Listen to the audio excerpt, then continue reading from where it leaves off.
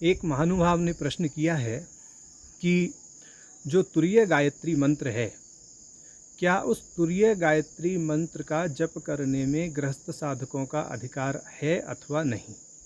तो इस विषय में हम उनको यह उत्तर देना चाहते हैं कि देखिए, तांत्रिक संप्रदाय के अनुकूल यदि हम बात करें तो तंत्र संप्रदाय में जितने अधिकार आश्रम की दृष्टि से गृहस्थ आश्रम में स्थित साधकों को प्राप्त हैं, इतने शायद अन्य साधकों को प्राप्त नहीं हैं।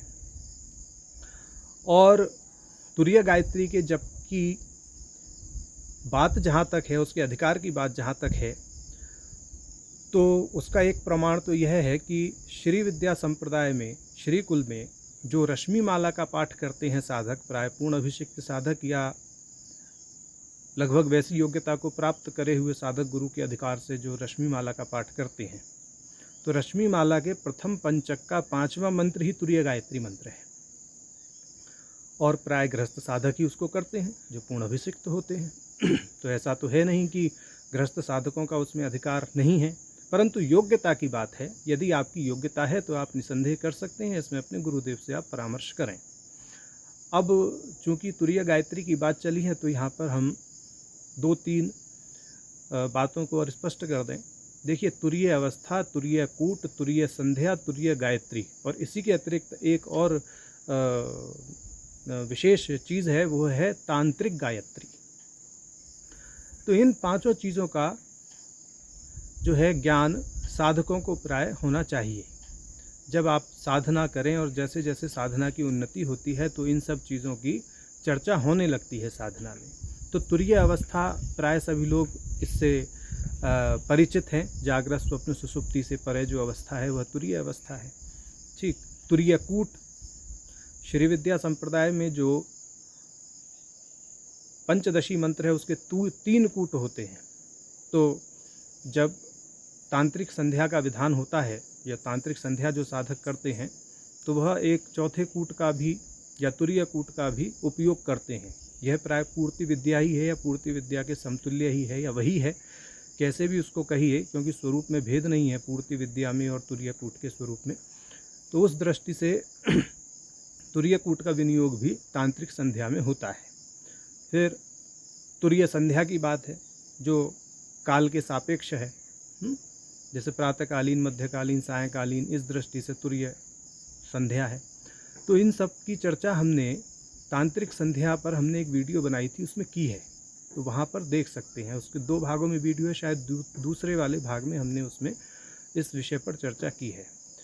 तुरीय गायत्री के विषय में हमने अभी बताया कि 9 अक्षरों का यह एक मंत्र है। प्राय हम मंत्र का उच्चारण वीडियो में नहीं करते हैं, और श्री विद्या संप्रदाय के अंतर्गत तो गृहस्थ साधक भी इसका रश्मि माला के अंतर्गत जो प्रथम पंचक है उसके 5वें मंत्र के रूप में इसका पारायण करते ही हैं, और गुरु की आज्ञा से इसका जप भी होता है। ऐसा नहीं है कि गृहस्थ साधक नहीं करते, परंतु योग्यता की बात है। अगर यदि योग्य हैं गुरु की दृष्टि में तो गुरु के आदेशानुसार करते हैं। अब उससे ऊपर उठ करके फिर तांत्रिक गायत्री की बात है। तो तांत्रिक गायत्री प्राय हर देवता के लिए अलग अलग हैं, सब लोग जानते ही हैं। तो उन तांत्रिक गायत्री में अधिकार होता है, वह भी गुरु की कृपा से होता है, और उसका विनियोग प्राय तांत्रिक संध्या में लोग करते हैं। जो लोग मूल मंत्र से नहीं करते वह तांत्रिक गायत्री से कर लेते हैं, और भी इसके अलग अलग तरह के विनियोग हैं। देखिए, एक विशेष बात यह है कि जैसे जैसे साधना की चरम स्थिति प्राप्त होती है वैसे वैसे साधक थोड़ा कर्मकांड से विमुख होता है और अंतर्मुखी होकर के आत्मरमण में ज़्यादा समय देने लगता है। प्राय एकांत में रहते हैं फिर साधक, और अपने आत्मरमण पर ज़्यादा केंद्रित करते हैं, और अपनी साधना को विश्व कल्याण के लिए वो माने कह सकते हैं कि डाइवर्ट कर देते हैं कि हमारा तो जो उत्थान होना था हो गया, हम अब आत्मरमण कर रहे हैं, परंतु साधना का जो हमारा फल है अब वह विश्व कल्याण में लग जाए।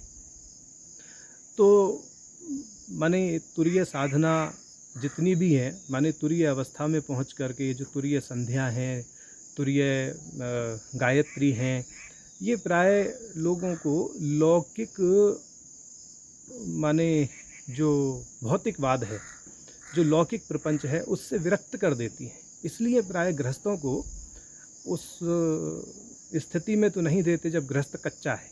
आप पके हुए गृहस्थ हैं तब गुरुदेव कृपा करके अधिकार दे देते हैं, या आप उस स्थिति में हैं कि भाई अब आपको वैराग्य इतना ज़्यादा चढ़ गया है कि अब आप जो है अपने परिवार की ओर ध्यान ही नहीं देते, परमात्मा में ही रमण कर रहे हैं, तब उस स्थिति की बात अलग है।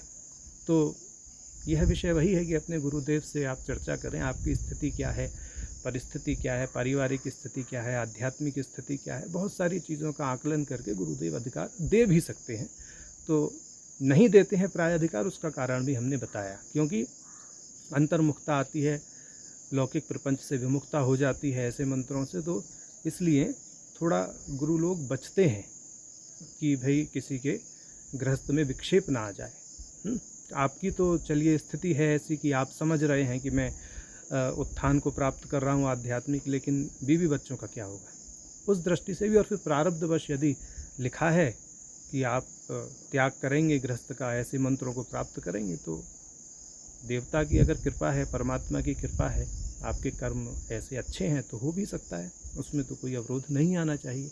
अच्छा, एक बात हम यहाँ पर और कहेंगे, जिन महानुभावों ने ये प्रश्न किया, बहुत अच्छा प्रश्न है, प्रश्न की हम सराहना करते हैं, लेकिन उनका जो उतावलापन था उस पर हम एक उन्हें सुझाव देना चाहते हैं कि उन्होंने रात्रि में लगभग 11-12 बजे तो हमको मैसेज किया यूट्यूब पे, फिर हमारा नंबर उन्हें प्राप्त नहीं हुआ होगा, तो हमारे किसी परिचित को फ़ोन करके उन्होंने कि भाई महाराज जी से प्रश्न का उत्तर चाहिए, ये वो सब।